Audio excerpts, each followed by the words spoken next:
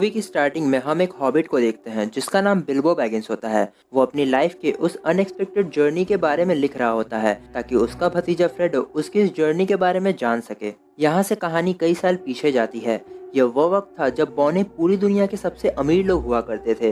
वो पर्वतों की गहराइयों में रहते थे। यहाँ के राजा थ्रॉर थे और उन्होंने अपने राज्य को बहुत सुंदर बनाया था, मानो ऐसा लग रहा था अब स्वर्ग में आ गए हों। थ्रॉर का वंश पूरी तरह उसके बेटे और उसके पोते के रूप में सुरक्षित था। बौने जिस पहाड़ में रहा करते थे वहाँ सोने की नदियाँ बहती थी। ऐसे ही एक दिन एक बौने को उस पहाड़ की गहराइयों में एक तिलिस्मी पत्थर मिला जिसे पहाड़ का हृदय कहा गया। राजा ने उस पत्थर को अपने पास रख लिया और यह माना कि उसे राज्य करने का दिव्य अधिकार प्राप्त है। ऐसे ही बहुत साल बीत गए, लेकिन उनकी ये खुशियाँ ज्यादा दिन तक टिकने वाली नहीं थी। एक दिन एक ड्रैगन ने राज्य पर हमला कर दिया और उसका नाम स्मॉग था। उस आग उगलते ड्रैगन ने पूरे राज्य को बर्बाद कर दिया। राजा और उसके सैनिकों ने उसे रोकने की कोशिश की, लेकिन उसका कुछ भी फायदा नहीं हुआ। इसी बीच वो पहाड़ों का हृदय आर्केनस्टोन वहीं कहीं खो गया। उस ड्रैगन ने बौनों को उन्हीं के राज्य से बाहर फेंक दिया। तभी हम एल्फ्स के राजा थ्रेंडविल और उसकी सेना को देखते हैं जो पहाड़ों के ऊपर से ये तमाशा होते हुए देख रहे थे। थ्रॉर का बेटा थॉरिन उनसे मदद मांगता है, लेकिन उन्होंने मदद करने से इनकार कर दिया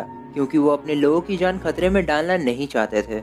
सारे बौने बेघर हो गए और पहाड़ों में घूमा करते थे। थॉरिन लोहार के रूप में इंसानों के लिए काम करके अपना गुजारा करने लगा और ऐसे ही जो बौने कभी पूरी दुनिया के सबसे अमीर लोग हुआ करते थे उनके पास 2 वक्त का गुजारा करना भी मुश्किल हो गया। इसी तरह कई साल बीत गए। फिर एक दिन एक जादूगर जिसका नाम गैंडल्फ था वो बिल्बो से मिलने आता है। वो बिल्बो को एक यात्रा में अपने साथ शामिल होने के लिए कहता है, लेकिन बिल्बो मना कर देता है और घर के अंदर चला जाता है। देन गैंडल्फ उसके घर के दरवाजे पर एक साइन छोड़ देता है और रात होते ही उसके घर एक बौना आता है एंड इसी तरह उस साइन को फॉलो करते हुए 13 बौने उसके घर में चले आते हैं। लेकिन बिल्बो इन सब से अनजान था। वहाँ पर हम लोग थॉरिन को भी देखते हैं। कुछ बौने कहते हैं कि पक्षी उस पर्वत की तरफ जा रहे हैं जहाँ वो लोग रहा करते थे और भविष्यवाणी यह हुई थी कि जब पक्षी उनके घर एराबोर की तरफ लौटेंगे तब ड्रैगन का खात्मा हो जाएगा। जिस पर थॉरिन कहता है कि इस भविष्यवाणी के बारे में बहुत से लोगों को मालूम है और वो हमारे राज्य के सोने को हथियाने के लिए वहां जरूर जाएंगे, लेकिन हमें उनसे पहले वहां पहुंचकर स्मॉग को मारना होगा जिससे हम हमारी सत्ता और हमारे घर को वापस पा लेंगे। तभी एक बूढ़ा बौना थॉरिन को बताता है कि फ्रंट गेट पूरी तरह से बंद है, हम अंदर नहीं जा सकते। जिस पर गैंडल्फ थॉरिन को एक चाबी देता है और कहता है कि यह चाबी उसे उसके दादाजी थ्रॉर ने दिया था और कहा था कि समय आने पर यह चाबी उसे दे देने के लिए, और अब समय आ चुका है। वह उसे यह भी बताता है कि यह चाबी जिस दरवाजे की है वो एक अदृश्य दरवाजा है। गैंडल्फ के पास एक नक्शा होता है, वो उसे सभी को दिखाता है और कहता है कि दरवाजे का पता इसी नक्शे में कहीं छिपा हुआ है, लेकिन ये नक्शा उसे पढ़ना नहीं आता। लेकिन मध्य धरती पर कुछ लोग हैं जो इस नक्शे को पढ़ना जानते हैं, हमें उनसे मदद लेनी चाहिए। साथ ही साथ वो यह भी कहता है कि बिल्बो बैगिंस भी हमारे साथ चलेगा बिकॉज ड्रैगन बौनों की स्मेल जानता है, लेकिन वो एक हॉबिट की स्मेल नहीं जानता। और जब वो महल के अंदर जाएंगे तो बिल्बो उनकी मदद करेगा। बिल्बो को पता चलता है कि ड्रैगन बहुत खतरनाक है और वो अपने मुंह से आग निकालता है, जिस पर वो इस सफर का हिस्सा बनने से मना कर देता है और वहाँ से चला जाता है। अगली सुबह जब बिल्बो की नींद टूटती है तो उसे घर में कोई भी नहीं दिखता क्योंकि सारे बौने सफर के लिए निकल चुके थे। देन बिल्बो भी अपना सामान लेता है और उस सफर का हिस्सा बनने के लिए निकल पड़ता है। वो उन बौनों को ढूंढ लेता है और उस कॉन्ट्रैक्ट पर साइन कर देता है जो बौनों ने उसे दिया था अपने साथ चलने के लिए। जिसके बाद सभी निकल पड़ते हैं उस अनएक्सपेक्टेड जर्नी के लिए जो उनकी दुनिया बदल देने वाली थी। पूरे दिन सफर करने के बाद वो रात को एक जगह पर आराम करने के लिए रुकते हैं। तभी उन्हें ऑक्स की आवाज़ सुनाई देती है, जिस पर वो बूढ़ा बौना बिल्बो को बताता है कि जब ड्रैगन ने उन्हें उनके घर से निकाल दिया था तो राजा थ्रॉर ने अपने प्राचीन शहर पर कब्जा करने की कोशिश की, लेकिन उनसे पहले वहां ऑक्स चले आए। उनका सरदार बहुत ही खतरनाक और शक्तिशाली था जिसका नाम अजॉक था। बौनों और ऑक्स के बीच बहुत भयानक लड़ाई हुई, लेकिन उस लड़ाई में अजॉक ने थॉरिन के दादा थ्रॉर का सिर काट दिया, जिसके कारण थॉरिन के पिता पागल हो गए और कहीं चले गए। कहाँ गए किसी को भी नहीं पता।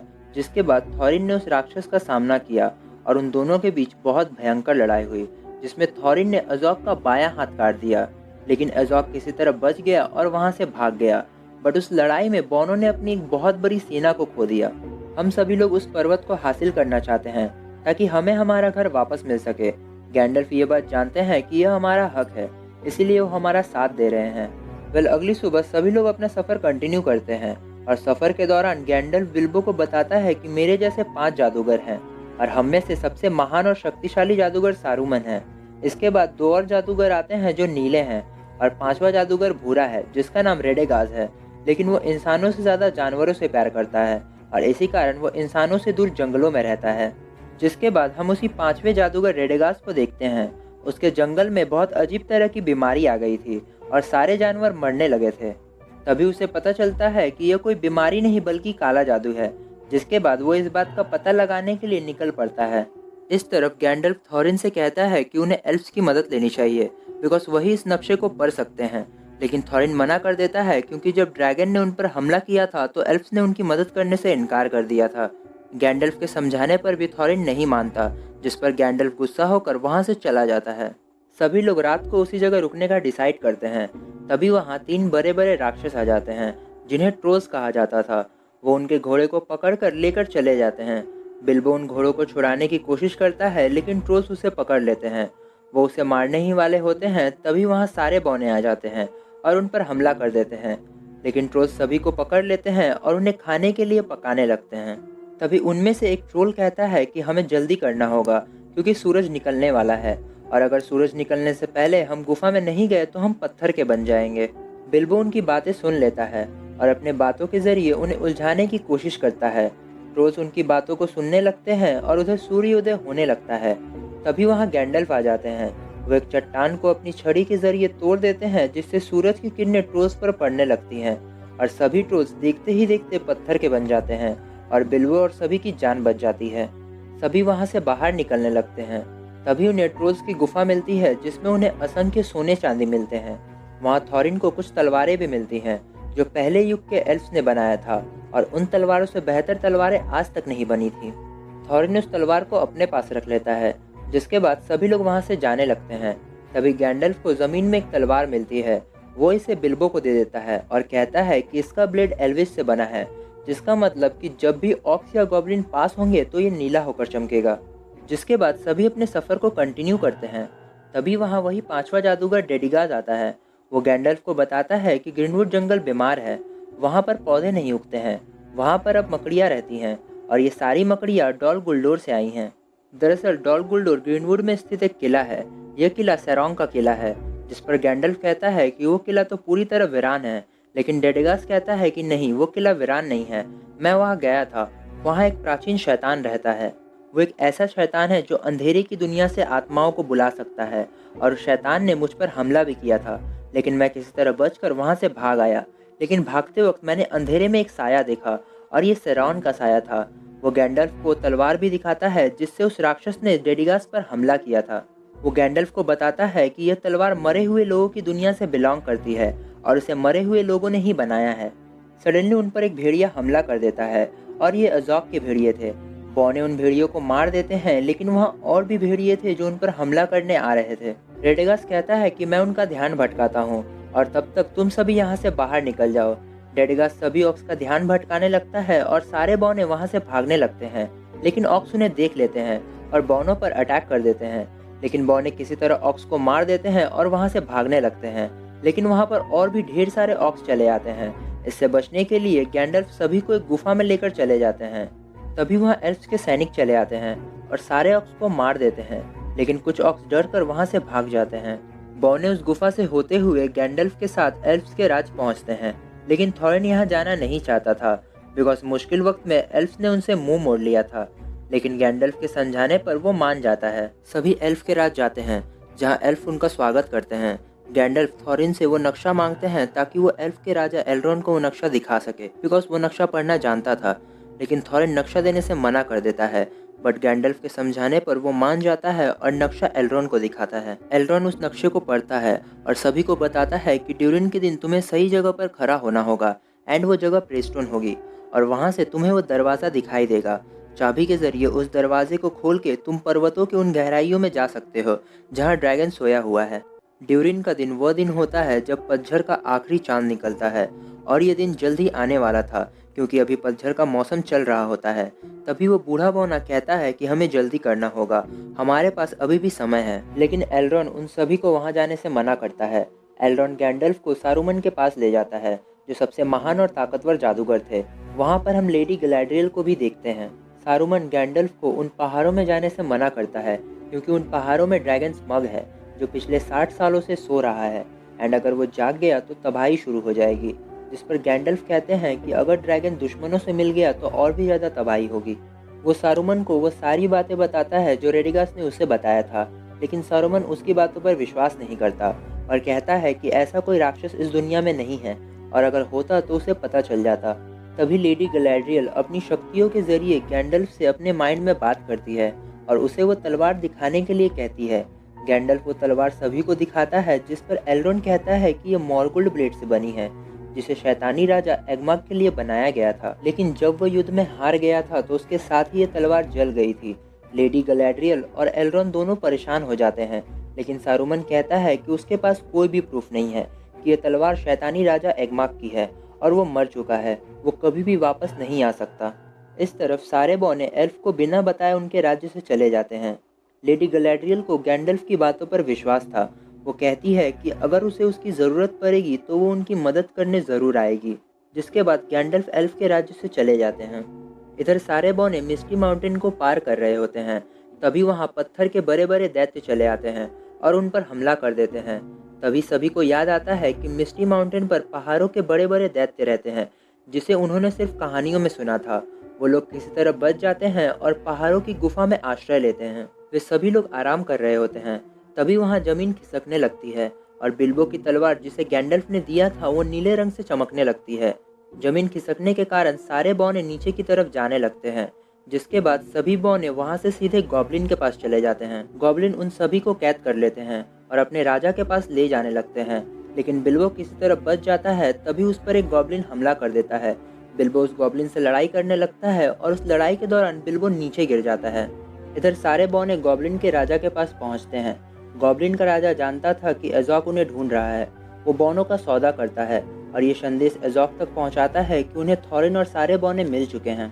इस तरफ बिल्बो को जब होश आता है तो वो गुलाम को देखता है और ये वही गुलाम है जिसके पास सबसे ताकतवर रिंग है। गुलाम यहीं पे रहता है और वो एक नरभक्षी है। वो उस गॉब्लिन को खाने के लिए ले जाने लगता है। सडनली वो गॉब्लिन उठ जाता है और गुलाम पर अटैक कर देता है, लेकिन गुलाम उसे एक पत्थर से मारने लगता है और तभी उसकी वो रिंग गलती से नीचे गिर जाती है। उसे मारकर उसे लेकर वहाँ से चला जाता है। देन बिल्बो वहाँ आता है और उस रिंग को अपने पास रख लेता है, लेकिन उसे इसकी शक्तियों के बारे में कुछ भी मालूम नहीं था। बिल्बो वहाँ से बाहर निकलने का रास्ता ढूंढने लगता है, लेकिन उसे बाहर निकलने का रास्ता पता नहीं था। तभी वहाँ गुलाम आ जाता है और वो उस पर अटैक करके उसे मारने का सोचता है, लेकिन वे लोग पहेली का एक खेल खेलते हैं। इस खेल में अगर बिल्बो हार गया तो गुलाम उसे मारकर खा लेगा और अगर गुलाम हार गया तो वो बिल्बो को यहाँ से बाहर निकलने का रास्ता बताएगा। वो दोनों एक दूसरे से कई पहेलियाँ पूछते हैं, लेकिन आखिर में जब बिल्बो गुलाम से पूछता है कि मेरे जेब में क्या है तो वो गलत जवाब देता है, जिस पर बिल्बो कहता है कि अब तुम मुझे यहाँ से बाहर निकलने का रास्ता बताओगे। तभी गुलाम को एहसास होता है कि उसकी वो रिंग जिसे वो सबसे ज़्यादा प्यार करता है वो खो गई है, वो उसके पास नहीं है। वो समझ जाता है कि बिल्बो ने वो रिंग अपने पास रख ली है। वो बिल्बो पर अटैक कर देता है और अपनी रिंग वापस लेने की कोशिश करता है, लेकिन बिल्बो वहाँ से भाग जाता है। वो बाहर जाने का रास्ता ढूंढने लगता है और अचानक वो गिर जाता है और उसके हाथों से वो रिंग छूट जाती है और हवा में उछलती है। बिल्बो उसे पकड़ने की कोशिश करता है, तभी वो रिंग उसकी उंगली में चली जाती है। वो रिंग उसकी उंगली में जाते ही वो अदृश्य हो जाता है। गुलाम उसके पास आता है, लेकिन उसे कुछ भी दिखाई नहीं देता एंड बिल्बो समझ जाता है कि ये रिंग किसी को भी अदृश्य कर सकती है। वहीं दूसरी ओर हम उन बौनों को देखते हैं जो गॉब्लिन्स के कैद में थे। तभी वहाँ पर गैंडल्फ आ जाते हैं और उन्हें छुड़ा लेते हैं, जिसके बाद बौनों और गॉब्लिन के बीच लड़ाई शुरू हो जाती है। गैंडल्फ सभी को लेकर वहाँ से निकलने की कोशिश करते हैं, लेकिन वहाँ गॉब्लिन का राजा चला आता है, बट गैंडल्फ उसका सामना करते हैं और उसे मार डालते हैं। तभी वो ब्रिज टूट जाती है और वे सभी नीचे गिर जाते हैं, लेकिन किसी तरह उनकी जान बच जाती है और सभी वहाँ से बाहर भागने लगते हैं बिकॉज गॉब्लिन सूरज की रोशनी में नहीं आ सकते थे। उनको बाहर जाते हुए बिल्बो देख रहा होता है, लेकिन वो कुछ भी नहीं कहता बिकॉज उसके रास्ते में गुलाम था। वो गुलाम को मारने की कोशिश करता है, लेकिन उसे गुलाम पर दया आ जाती है, जिसके कारण वो उसे नहीं मारता एंड उसके ऊपर से होकर वहाँ से भाग जाता है। लेकिन गुलाम बिल्बो के ऊपर काफ़ी गुस्सा था बिकॉज बिल्बो ने उसकी रिंग चुरा ली थी। वो गैंडल्फ और सभी के पास जाता है, लेकिन वो अभी भी अदृश्य था, जहाँ वह थॉरिन को उसकी बुराई करते हुए सुन लेता है। थॉरिन को लगता है कि बिल्बो डरपोक और कायर है, लेकिन तभी बिल्बो उसके पास आता है और कहता है कि वो डरपोक और कायर नहीं है, उसके लिए ये सब बिल्कुल नया है और उसने कभी भी ऐसी चीज़ों का एक्सपीरियंस नहीं किया है। सभी लोग वहाँ से जाने का सोच रहे होते हैं, तभी वहाँ पर अज़ोक अपने सैनिकों के साथ आ जाता है और वो सभी पर अटैक कर देता है। सभी बौने भागने लगते हैं और भागते हुए वे चट्टान की आखिरी छोर पर पहुँच जाते हैं और आगे जाने का कोई भी रास्ता नहीं होता है। अज़ोक से बचने के लिए गैंडल्फ सभी को पेड़ पर चढ़ने के लिए कहता है। सभी बौने पेड़ पर चढ़ जाते हैं, लेकिन अज़ोक के भेड़िए उन्हें देख लेते हैं और उन पर हमला करने लगते हैं। गैंडल्फ अपने जादू से आग जलाते हैं और उस आग को उनके चारों ओर फैला देते हैं ताकि अज़ोक और उसके सैनिक इस तरफ ना आ सके। उस आग के कारण कई भेड़िए मर जाते हैं एंड यहाँ पर एक बार फिर थॉरिन और अज़ोक का सामना होता है, लेकिन अज़ोक और उसका भेड़िया काफ़ी ताकतवर था। अज़ोक का भेड़िया थॉरिन पर अटैक कर देता है। वो थॉरिन को अपने दांतों से घायल कर देता है और उधर फेंक देता है। अज़ोक अपने सैनिक को इशारा करता है और उसका सैनिक थॉरिन को मारने जाता है, लेकिन सडनली वहाँ पर बिल्बो आ जाता है और उस सैनिक को रोक देता है। वो उस सैनिक को अपनी तलवार से मार डालता है, जिससे थॉरिन की जान बच जाती है। तभी वहाँ पर सारे बौने आ जाते हैं और ऑक्स पर हमला कर देते हैं। बिल्बो बहादुरी से लड़ता है, लेकिन अज़ोक उस पर भारी पड़ता है। वो बिल्बो को मारने वाला होता है, लेकिन तभी गैंडल्फ अपने जादू से कुछ ईगल्स को वहाँ बुलाते हैं। वो ईगल्स आकार में काफ़ी बड़े थे। वो ईगल्स एक एक करके अज़ोक के सभी सैनिकों को मारने लगे थे। वो कई ऑक्स को मार डालते हैं और सभी बौनों को अपने पंजों में पकड़कर अपने साथ उड़ाकर लेकर चले जाते हैं। इसी तरह बिल्बो और सभी की जान बच जाती है। अज़ोक काफ़ी गुस्सा होता है बिकॉज इस बार भी वो बौने उससे बच गए थे। वो ईगल सभी को एक सेफ जगह पर ले जाते हैं और वहाँ से चले जाते हैं, जिसके बाद थॉरिन को होश आता है एंड वो बिल्बो से अपने उस बर्ताव के लिए माफ़ी मांगता है और सभी लोग अपना सफ़र फिर से कंटिन्यू करते हैं।